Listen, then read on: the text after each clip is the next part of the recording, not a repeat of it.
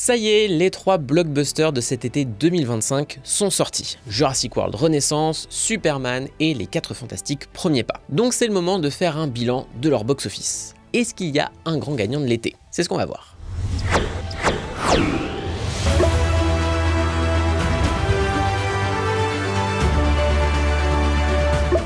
Bonjour à tous, c'est Antoine et honnêtement je suis bien content d'être parti en vacances durant ce mois de juillet pendant que mes petits camarades se sont farcis un mois assez dense côté blockbuster. L'été est toujours la période la plus importante pour un média comme le nôtre puisqu'on y voit les plus gros films de studio et les plus grosses franchises qui intéressent une large partie de notre audience. Mais il faut bien admettre que cet été 2025 est un peu particulier parce qu'au final il est assez faible en blockbuster, au point où ça s'est concentré sur le mois de juillet. Je précise maintenant que j'entends par blockbuster ces mastodontes au budget massif et au marketing vorace, ce que dans le jargon de l'industrie on appelle plus spécifiquement les tentpoles, littéralement les piquets de tente sur lesquels les studios se reposent en priorité. Donc même si c'est des films de franchise très mis en avant, je ne vais pas compter Destination Finale Bloodlines, Ballerina ou encore 28 ans plus tard, qui restent techniquement des plus petits films. Comme d'habitude, la période des blockbusters de l'été a commencé fin mai. C'est la tradition, cette fois avec le duel entre Lilo et Stitch et Mission Impossible 8. En juin, il a fallu se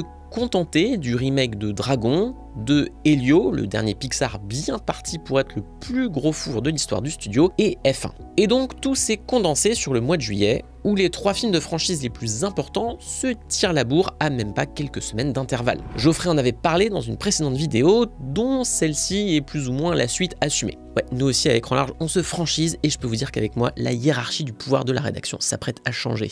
Geoffrey avait rappelé à juste titre qu'il y a quand même de sacrés enjeux autour de ces 3 sorties. Jurassic World Renaissance a le devoir de relancer la saga phare d'Universal, qui a toujours été une valeur sûre au box-office, mais qui a souffert de la réception critique désastreuse de ses précédents opus et surtout du 3e. Superman, quant à lui, doit carrément introduire et pérenniser un nouvel univers étendu de super-héros. Et enfin, les 4 Fantastiques lancent la phase 6 de Marvel avec de tout nouveaux personnages qu'on doit avoir envie de suivre dans les prochains films Avengers. Ça fait beaucoup et forcément, on était en droit de se demander si les films n'allaient pas s'entrebouffer. Pour éventer le suspense, ce n'est pas le cas, mais disons que les scores des 3 films sont assez révélateurs des problèmes actuels d'Hollywood. Et pour ça, je vous propose qu'on aille dans le détail.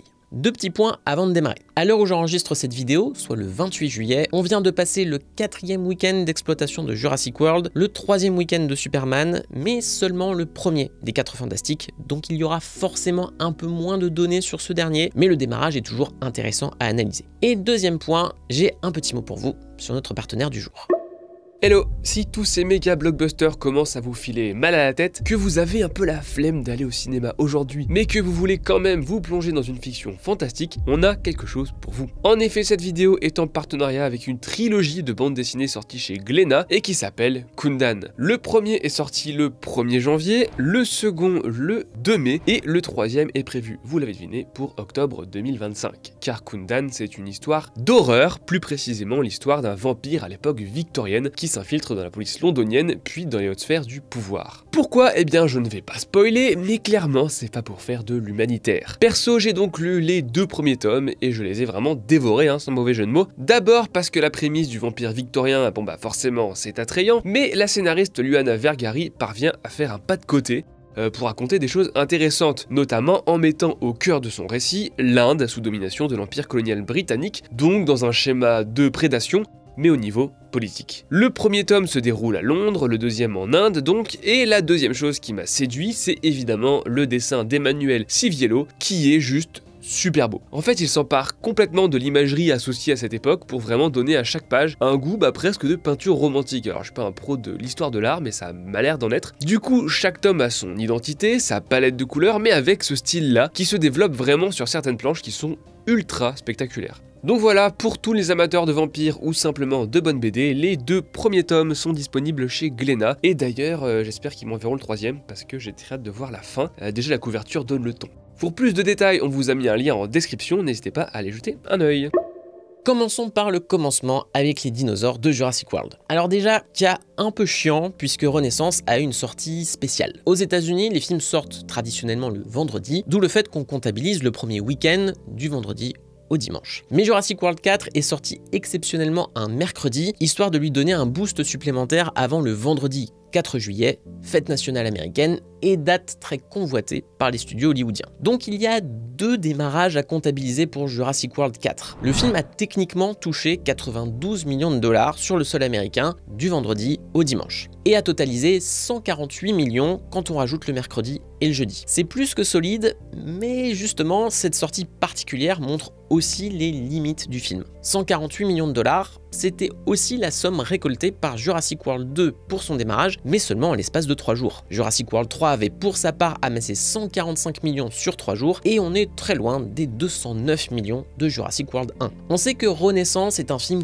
qu'Universal a fait dans la précipitation. Le réalisateur Gareth Edwards a eu à peine 1 an pour boucler le projet une fois embauché, ce qui est vraiment court pour un film d'une telle ampleur. Universal tient à entretenir sa poule aux œufs d'or, et même si ça se comprend d'un point de vue purement financier, ça pose plusieurs problèmes. Déjà à cause de cette production précipitée, Jurassic World 4 a sans doute coûté très cher. Les premiers chiffres parlaient de 180 millions de dollars de budget, mais depuis d'autres sources comme le Hollywood Reporter parlent de 225 millions, ce qui semble plutôt cohérent pour un film qui a forcément demandé des corrections de dernière minute et des embauches hâtives pour assurer la deadline. Vous me direz, on sait aujourd'hui que Jurassic World 2 et 3 seraient parmi les films les plus chers de l'histoire, avec 432 et 465 millions de dollars de budget respectifs, donc forcément à côté Renaissance a des airs de films indépendants. Mais l'autre problème, c'est que cette précipitation a clairement joué sur la qualité du film et ses jointures assez grossières, ce qui s'est traduit par une réception globale qu'on pourrait qualifier de meh. Les agrégateurs d'avis ont toujours leurs limites, mais aucun Jurassic World n'a de moyenne incroyable sur ces sites. Et cette constance un peu médiocre explique sans doute pourquoi une partie du public se lasse avec le temps. Alors, ça reste bien sûr à nuancer car Jurassic World 4 est déjà clairement un succès. Le film totalise à l'heure actuelle 718 millions de dollars dans le monde, dont 417 à l'international, ce qui prouve l'aura toujours aussi percutante de la franchise en dehors des États-Unis. Mais je suis curieux de voir si le film parviendra à atteindre le palier symbolique du milliard de dollars de recettes que les 3 précédents films avaient réussi à atteindre grâce à une meilleure tenue de semaine en semaine. Pour être clair, ce léger délitement, il concerne les 3 films et il reflète leur principal défi. Entre les salles désertées depuis le Covid qui n'ont jamais retrouvé les chiffres de fréquentation de 2019 et des franchises qui ont globalement déçu ces dernières années, il y a une méfiance légitime d'une partie du public et c'est ce public-là que les blockbusters de l'été doivent réussir à draguer. Pour Superman, c'était un enjeu, en faisant accepter une nouvelle vision du personnage et un nouvel univers étendu. Et pour le coup, Warner a bien compris qu'il ne fallait pas espérer taper le milliard du premier coup, mais construire un bouche à oreille et un effet de marque qui, si tout va bien, devrait être payant sur le long terme. Et Superman s'en sort plutôt bien. Avec 125 millions de dollars pour son démarrage américain, il fait à peu près pareil que Man of Steel qui avait récolté 116 millions sur la même période. Mais il y a 2 différences majeures. La première, c'est que Superman patine pas mal à l'international. À l'heure où j'enregistre cette vidéo, il n'a amassé que 213 millions de dollars en dehors des États-Unis, soit 42% de son box-office total. A l'inverse, Man of Steel avait terminé sa carrière à l'étranger avec 379 millions, soit 56% de son box-office. Ça, c'est assez révélateur de l'évolution des blockbusters américains en à peine 10 ans, qui ont vu une régression du soft power américain sur certains territoires. C'est particulièrement le cas en Chine, que les États-Unis ont bien essayé d'amadouer dans les années 2010, au vu de son parc de salles juteux. Mais le pays privilégie depuis ses productions locales, comme Neza 2, qui reste, il faut le rappeler, le plus gros film de 2025 pour le moment avec 1,8 milliard de dollars de recettes. Mis à part quelques franchises qui ont encore du succès là-bas, dont Jurassic World d'ailleurs, il ne faut plus trop compter dessus. Étant donné que Superman est par essence un héros très américain, qui plus est dans un contexte où le pays n'est pas forcément perçu de manière très positive dans le reste du monde, c'est même le sujet du film quand on y réfléchit, ça explique un peu cette baisse drastique. C'est d'ailleurs le cas en France où Superman a cumulé 576 000 entrées sur sa première semaine d'exploitation, là où Man of Steel avait atteint le million d'entrées sur la même période. Mais comme je le disais, il y a une autre différence qui rééquilibre les forces, et c'est un point important de cette vidéo, à quel point les films tiennent sur la durée. Pour Superman, c'était au fond le principal enjeu. Le démarrage était correct, mais il fallait que le bouche à oreille et l'enthousiasme s'étendent après le premier week-end. On a l'habitude, surtout avec les blockbusters franchisés, que tout se joue sur le premier week-end, où les fans se précipitent pour éviter les spoils et pour faire partie des discussions du film, quitte à ce que la chute de fréquentation soit drastique dès la 2e semaine. C'est là que se distingue vraiment un succès, surtout sur le sol américain. Et dans le cas de Superman, la mission est accomplie, parce qu'il n'a chuté que de 53% sur son deuxième week-end, ce qui est honnêtement dans la moyenne haute pour ce genre de film. À titre de comparaison, Man of Steel avait méchamment chuté à 68% pour terminer sa course américaine avec 291 millions. En 3 week-ends, Superman est déjà à 253 millions de dollars sur le sol US et devrait donc dépasser son prédécesseur. Maintenant, ce sera intéressant de voir si sa perte de vitesse à l'international l'empêchera de dépasser les 670 millions que Man of Steel avait récolté dans le monde. Superman est pour le moment à 502 millions au total, et Warner a estimé que le film serait un succès s'il dépassait les 500 millions. Ce qui est ironique, c'est que pour un film qui a autant provoqué de guerres de chapelle absurdes entre les défenseurs irréductibles de Zack Snyder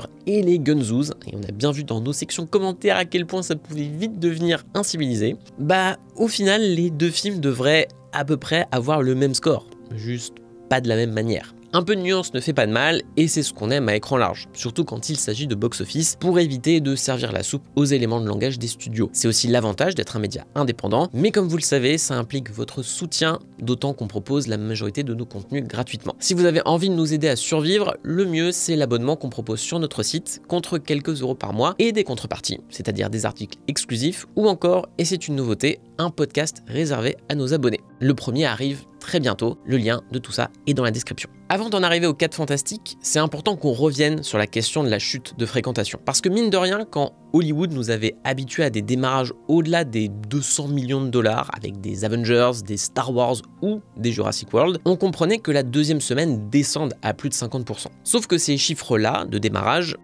on les atteint beaucoup plus difficilement. Et ça confirme un essoufflement progressif de ces films-là. Parce que pour être clair, on n'atteint pas le milliard juste avec un bon démarrage. Une deuxième semaine, elle donne le pouls pour le reste de votre exploitation. La saga Jurassic World en est un bon exemple. Le premier film avait juste chuté de 49% en deuxième semaine après un démarrage déjà canon. Mais les épisodes 2, 3 et 4 affichent les mêmes tendances. À chaque fois, on est entre 56 et 59% de chute en deuxième semaine, mais dans le cas de Jurassic World Renaissance, ce chiffre ne prend en compte que son week-end de 3 jours. Donc c'est 92 millions de dollars de démarrage et pas les 148 qu'il a reçus avec le mercredi et le jeudi. Les tendances sont les mêmes, mais proportionnellement, il manque une bonne partie du public. Et dans le cas de Superman, c'est cette tenue qui a souvent fait mal aux films d'ici par le passé, donc le comparatif est important. Batman v Superman et le premier Suicide Squad par exemple avaient fait des démarrages costauds, respectivement à 166 et 133 millions de dollars, mais ils ont enregistré une chute de fréquentation de 69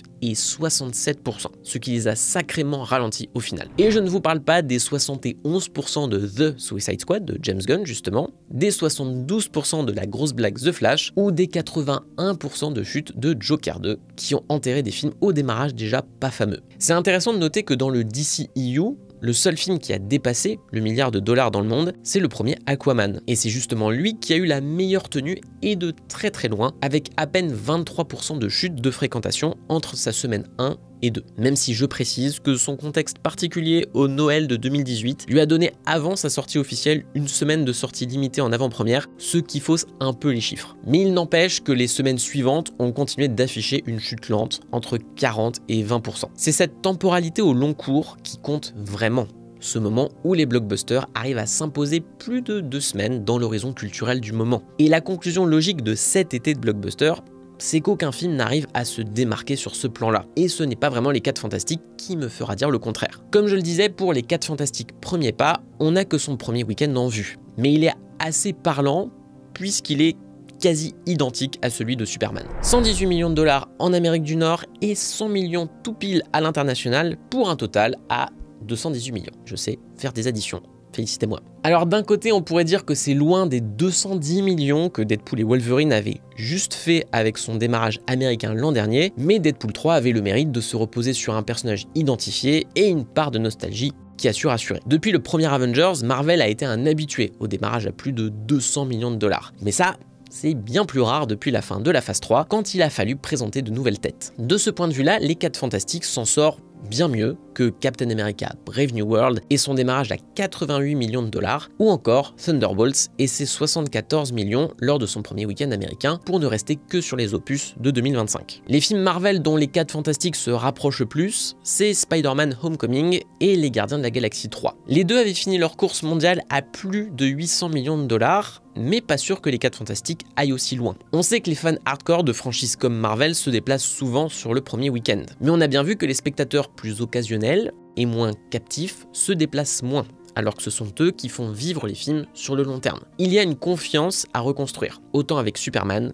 que les 4 Fantastiques. Et on en est au stade où 600 millions de dollars au box-office mondial est perçu comme une victoire pour des films qui atteignaient facilement le milliard il y a encore quelques années. Hollywood s'accroche et se satisfait de chiffres comme ceux des 3 films concernés, comme si c'était désormais la normale, dans un monde post-Covid où les plus grosses franchises n'arrivent plus à rassembler comme avant. Sauf que c'est pas totalement vrai non plus. Si on se limite juste aux étés de 2023 et 2024, on a surtout vu de gros écarts entre des flops hyper violents comme celui de The Flash, Indiana Jones 5, Furiosa ou encore Borderlands et les méga succès à plus d'1 milliard de dollars comme Barbie, Deadpool et Wolverine ou Vice Versa 2. Au milieu, il y a eu les scores pas déshonorants mais assez décevants de films très coûteux comme Transformers Rise of the Beast, Mission Impossible 7 et par extension le 8, Fast and Furious 10, La Petite Sirène, Élémentaire et j'en passe. Et au fond, cet été 2025 est un peu dans cette moyenne triste. À part Helio, Petit Ange parti trop tôt, il n'y a pas de gros flops qui tâchent. Mais il n'y a pas non plus de coups d'éclat comme Barbie, Oppenheimer, Top Gun 2 ou Deadpool 3. Perso, j'attendais plus du box-office de Dragon, et quoi qu'on pense du film, il y avait quand même un sacré potentiel nostalgique. Et pareil pour Lilo et Stitch, qui a certes atteint le milliard, mais péniblement, alors qu'on aurait pu s'attendre à un raz-de-marée proche du Roi Lion. Au même titre que les films en eux-mêmes, leurs scores sont ok. Un reflet de ce délitement certain d'une certaine approche du blockbuster confortable, pour ne pas dire chiant, qu'Hollywood refuse un peu de voir. Alors c'est toujours à nuancer parce que oui, Barbie et Oppenheimer avaient marqué par leur originalité industrielle, mais par contre Deadpool 3 et Vice Versa 2 étaient pour le coup les projets les plus safe du monde. D'ailleurs, si j'ai accentué cette vidéo sur les poids lourds que sont Jurassic World 4, Superman et les 4 Fantastiques, vous pourriez me reprocher d'avoir délaissé ce cher F1, qui reste quand même le nouveau film du réalisateur de Top Gun Maverick, avec Brad Pitt en tête d'affiche. Et bon, au-delà du fait qu'il s'agisse du blockbuster que j'ai préféré cet été, bien que ce soit un peu par défaut, il faut lui reconnaître d'avoir été un joli succès, malgré sa prise de risque certaine de films pas dérivés d'une propriété intellectuelle. On pourrait dire que c'est le blockbuster de daron de l'été comme l'était Top Gun, avec sa structure narrative typique des années 80, son discours c'était mieux avant et Hans Zimmer qui ressort les synthés, mais honnêtement, le fait qu'avec 509 millions de dollars récoltés dans le monde, il ne soit pas si loin des autres films de cette vidéo, bah ça me redonne un peu d'espoir pour les grands spectacles originaux, je mets entre guillemets, où la promesse d'adrénaline, de plans inédits et d'images géantes sur un écran IMAX amène le public à reconsidérer l'expérience en salle. Et en même temps, ce qu'il est important de noter, c'est qu'avec cet été de blockbuster assez quelconque, il n'est pas impossible que 2025 soit la première année où le champion du box-office soit chinois. Honnêtement, il n'y a plus qu'Avatar 3 à Noël pour espérer rattraper les 1,8 milliard de dollars de Neza 2. Elle est là, la nouveauté. Et peut-être qu'elle va aussi infuser le public occidental entre deux nouveaux Avengers. C'est en tout cas quelque chose qu'on suivra de près. Et si vous voulez plus d'infos sur Neza 2 et l'explosion des blockbusters chinois, Mathieu avait fait une vidéo à ce sujet. Je vous fais des bisous et on se retrouve très bientôt pour une autre analyse sur un phénomène spécifique du box-office sur lequel il me semble important qu'on revienne. Allez, ciao!